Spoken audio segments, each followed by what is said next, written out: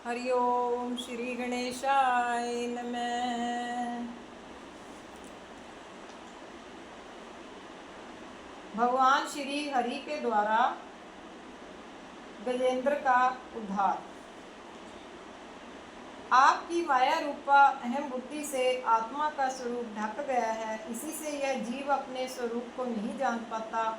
आपकी महिमा अपार है। उन सर्वशक्तिमान एवं माधुर्य निधि आप भगवान के मैं शरण हूँ। अत्यंत प्राचीन काल की बात है। द्रविड़ देश में एक पांड्य वंशी राजा राज्य करते थे। उनका नाम था इंद्रद्युम्न। वे भगवान की आराधना में ही अपना अधिक समय व्यतीत करते थे। यद्यपि उनके राज्य में सर्वत्र सुख शांति थी, प्रजा प्रत्येक रीति से संतुष्ट थी, तथापि राजा इंद्रद्युम्न अपना समय राजकार्य में कम ही दे पाते थे। श्री भगवान ही मेरे राज्य की व्यवस्था करते हैं, उनका राज्य चिंता वे करें। वे तो बस अपने इष्ट परम प्रभु की उपासना में ही दत्तचित्त रहते। राजा इंद्रद्युम्न के मन में आराधना की लालसा उत्तरोत्तर बढ़ती ही गई। इस कारण वे राज्य का त्याग कर मल्य पर्वत पर रहने लगे। उनका वेश तपस्वियों का था। सिर के बाल बढ़कर जटा के रूप में हो गए। राजा इंद्रद्युम्न ने मौन व्रत धारण कर लिया और वे स्नान आदि से निवृत्त होकर निरंतर पर ब्रह्म परमात्मा की आराधना में तल्लीन रहते। उनके मन और प्राण भी श्री हरि के चरण कमलों के मधुकर बने रहते। इसके अतिरिक्त उन्हें जगत की कोई वस्तु न सुहाती और ना उन्हें राज्य, कोष, प्रजा, पत्नी आदि किसी प्राणी पदार्थ की समृद्धि ही होती। एक बार की बात है, राजा इंद्रद्युम्न प्रतिदिन की भांति अपने नियमानुसार स्नान आदि से निवृत्त होकर सर्वसम्राट प्रभु की उपासना में तल्लीन थे। उन्हें बाह्य जगत का तनिक भी ध्यान न था। संयोगवश उसी समय महर्षि अगस्त अपने शिष्य समुदाय के साथ वहां पहुंचे। न पाद्य, न अर्घ्य, न स्वागत। मौन व्रती राजा इंद्रद्युम्न तो परम प्रभु के ध्यान में निमग्न थे। महर्षि अगस्त कुपित हो गए। इंद्रद्युम्न को उन्होंने शाप दे दिया। इस राजा ने गुरुजनों से शिक्षा नहीं ग्रहण की है, अभिमानवश परोपकार से निवृत्त होकर मनमानी कर रहा है। ब्राह्मणों का अपमान करने वाला यह हाथी के समान जड़ बुद्धि है, इसलिए इसे वही घोर अज्ञानमयी हाथी की योनि प्राप्त हो। क्रुद्ध महर्षि अगस्त भगवत भक्त इंद्रद्युम्न को शाप देकर चले गए। नरेश ने इसे श्री भगवान का मंगलमय विधान समझकर प्रभु के चरणों में सिर रख दिया। क्षीराब्दी में 10 सहस्त्र योजन लंबा चौड़ा और ऊंचा एक त्रिकूट नामक पर्वत था। यह पर्वत अत्यंत सुंदर एवं श्रेष्ठ था। उक्त पर्वतराज त्रिकूट की तराई में ऋतुमान नामक भगवान वरुण का एक क्रीड़ा कानन था। उसके चारों ओर दिव्य वृक्ष सुशोभित थे। वे वृक्ष सदा पुष्पों और फलों से लदे रहते थे। उक्त कानन में एक अत्यंत सुंदर एवं विशाल सरोवर था। उसमें खिले कमलों की अद्भुत शोभा थी। उन पर भ्रमर गुंजार करते रहते थे। उसके तट पर चारों ओर अत्यंत सुगंधित पुष्पों वाले वृक्ष शोभा दे रहे थे। वे वृक्ष प्रत्येक ऋतु में हरे भरे और पुष्पित रहते थे। देवांगनाएं वहां क्रीड़ा करने आया करती थीं। उक्त भगवान वरुण के क्रीड़ा कानन ऋतुमान के समीप पर्वत श्रेष्ठ त्रिकूट के गहन वन में हथनियों के साथ अत्यंत शक्तिशाली और अमित पराक्रमी एक गजेंद्र रहता था। वह श्रेष्ठ गजों में अग्रगण्य और यूथपति था। यूथपति गजेंद्र अपनी हथनियों, कलभों और दूसरे हाथियों के साथ वन में विचरण किया करता था। एक बार की बात है, गर्मी के दिन थे, मध्याह्न काल और प्रचंड धूप थी। गजेंद्र अपने साथियों सहित तृषाधिक्य से व्याकुल हो गया। कमल की गंध से सुगंधित वायु को सूंघकर वह उक्त अत्यंत सुंदर और चित्ताकर्षक विशाल सरोवर के तट पर जा पहुंचा। गजेंद्र ने उक्त सरोवर के अत्यंत निर्मल, शीतल और मीठे जल में प्रवेश किया। पहले तो उसने जल पीकर अपनी तृषा बुझाई और फिर उक्त जल में स्नान कर अपना श्रम दूर किया। फिर उसने जल क्रीड़ा आरंभ की। वह अपनी सूंड में जल भरकर उसकी फुहारों से हथनियों को स्नान कराने लगा।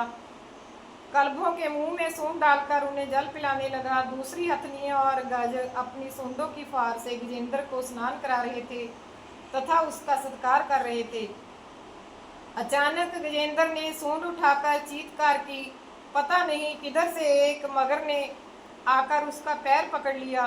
गजेंद्र ने अपना पैर छुड़ाने के लिए पूरी शक्ति लगाई, पर उसका वश नहीं चला, पैर नहीं छूटा। अपने स्वामी गजेंद्र को ग्रहाग्रस्त देखकर हथनियां, कलब और अन्य गज अत्यंत व्याकुल हो गए। वे सूंड उठाकर चिंगाड़ने और गजेंद्र को बचाने के लिए सरोवर के भीतर बाहर दौड़ने लगे। उन्होंने पूरी चेष्टा की, पर वे सफल नहीं हुए। महर्षि अगस्त के शाप से सप्त महाराजा इंद्रधुमन ही गजेंद्र हो गए थे।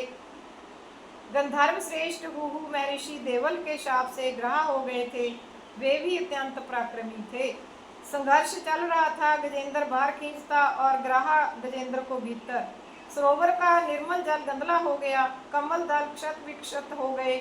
जल जंतु व्याकुल हो उठे। गजेंद्र और ग्रह का संघर्ष 1 सहस्त्र वर्ष तक चलता रहा। दोनों जीवित रहे। यह दृश्य देखकर देवगण चकित हो गए। अंततः गजेंद्र का शरीर शिथिल हो गया। उसके शरीर में शक्ति और मन में उत्साह नहीं रहा, परंतु जलचर होने के कारण ग्रह की शक्ति में कोई कमी नहीं आई। उसकी शक्ति बढ़ गई और वह नवीन उत्साह से और अधिक शक्ति लगाकर गजेंद्र को खींचने लगा। सर्वथा असमर्थ गजेंद्र के प्राण संकट में पड़ गए। उसकी शक्ति और पराक्रम का अहंकार चूर्ण हो गया। वह पूर्णतः निराश हो गया। किंतु पूर्व जन्म की निरंतर भगवदाराधना के फलस्वरूप उसे भगवत स्मृति हो आई। उसने मन ही मन निश्चय किया, मैं कराल काल के भय से चराचर प्राणियों के शरण्य सर्व सम्राट प्रभु की शरण ग्रहण करता हूँ। गजेंद्र इस निश्चय के साथ मन को एकाग्र कर पूर्व जन्म में सीखे श्रेष्ठ स्तोत्र के द्वारा परम प्रभु की स्तुति करने लगा। वो जो जगत के मूल कारण है और सबके हृदय में पुरुष रूप से में विराजमान है एवं समस्त जगत के एकमात्र स्वामी है, जिनके कारण इस संसार में चेतना जागृत होती है, उन भगवान के चरणों में मैं प्रणाम करता हूँ। प्रेम पूर्वक उन्हीं प्रभु का ध्यान करता हूँ। प्रलय काल में सब कुछ नष्ट हो जाने पर भी जो महामहिम परमात्मा बने रहते हैं, वे प्रभु मेरी रक्षा करें। नट की भांति अनेक वेश धारण करने वाले प्रभु का वास्तविक स्वरूप एवं रहस्य देवता भी नहीं जानते, फिर अन्य कोई उसका कैसे वर्णन करे। वे प्रभु मेरी रक्षा करें। जिन कल्याणमय प्रभु के दर्शन के लिए संत महात्मा गण सर्वस्व त्याग कर जितेंद्रिय हो वन में अखंड तपश्चरण करते रहें, वे परमात्मा मेरी रक्षा करें। मैं सर्वशक्तिमान सर्वश्रेय में सर्वसमर्थ प्रभु के चरणों में नमस्कार करता हूँ। मैं जीवित रहना नहीं चाहता। इस अज्ञान में योनि में रहकर करूँगा ही क्या। मैं तो आत्म प्रकाश को आच्छादित करने वाले अज्ञान के आवरण से मुक्त होना चाहता हूँ, जो काल क्रम से अपने आप नहीं छूट सकता, किंतु केवल भगवत कृपा और तत्व ज्ञान द्वारा ही नष्ट होता है। अतः मैं उन श्री हरि के चरणों में प्रणाम करता हूँ, जिनकी कृपा से जीवन और मृत्यु के कठोर पाश से जीव सहज ही छूट जाता है। हे प्रभु, आपकी माया के वश होकर जीव अपने स्वरूप को नहीं जान पाता। आपकी महिमा का पार नहीं। आप अनादि अनंत सर्वशक्तिमान सर्वअंतर्यामी एवं सौंदर्य माधुर्य निधि हैं। मैं आपके शरण हूँ, आप मेरी रक्षा करें। गजेंद्र की स्तुति सुनकर सर्वात्मा सर्वदेव रूप श्री हरि प्रकट हो गए। गजेंद्र को पीड़ित देखकर श्री हरि वेदमय गरुड़ पर आरूढ़ होकर अत्यंत शीघ्रता से उक्त सरोवर के तट पर गजेंद्र के पास पहुंच गए। जब जीवन से निराश और पीड़ा से छटपटाते गजेंद्र ने हाथ में चक्कर लिए गरुड़ारूढ़ श्री हरि को तीव्रता से अपनी ओर आते देखा, तो उसने कमल का एक सुंदर पुष्प अपनी सूंड में लेकर ऊपर उठाया और बड़े कष्ट से कहा, नारायण जगत गुरु भगवान, आपको नमस्कार है। गजेंद्र को अत्यंत पीड़ित देखकर सर्वशक्तिमान श्री हरि गरुड़ की पीठ से कूद पड़े और गजेंद्र को के साथ ही ग्रह को भी सरोवर से बाहर खींच लाए। उसके उपरांत श्री हरि ने तुरंत अपने तीक्ष्ण चक्र से ग्रह का मुंह फाड़कर गजेंद्र को मुक्त कर दिया।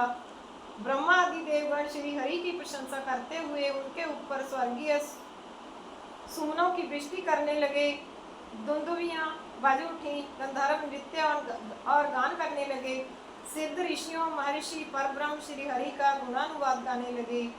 ग्राहा दिव्य श्रीधारी हो गया, उसने श्री भगवान के चरणों में सिर रखकर प्रणाम किया और फिर वह भगवान के गुणों की प्रशंसा करने लगा। भगवान श्री हरि के मंगलमय वरद हस्त के स्पर्श से पाप मुक्त होकर शक्त हुहु गंधर्व ने प्रभु की परिक्रमा की और उनके त्रैलोक्य वंदित चरण कमलों में प्रणाम कर वह अपने लोक को चला गया। भगवान श्री हरि ने गजेंद्र का उद्धार कर उसे अपना पार्षद बना लिया।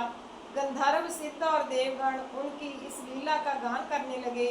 गजेंद्र की स्तुति से प्रसन्न होकर सर्वात्मा एवं सर्वभूत स्वरूप श्री हरि ने सब लोगों के सामने कहा, प्यारे गजेंद्र, जो लोग ब्रह्म मुहूर्त में जग कर तुम्हारी की हुई स्तुति से मेरा स्तवन करेंगे, मृत्यु के समय उन्हें मैं निर्मल बुद्धि का दान करूंगा। श्री हरि ने पार्षद रूप गजेंद्र को साथ लिया और गरुड़ारूढ़ हो अपने दिव्य धाम के लिए प्रस्थित हो गए। बोल कृष्ण भगवान की जय। बोल श्री हरि विष्णु भगवान की जय। ओम नमो भगवते वासुदेवाय। ओम नमो भगवते वासुदेवाय। ओम नमो भगवते वासुदेवाय। ओम नमो नारायणाय।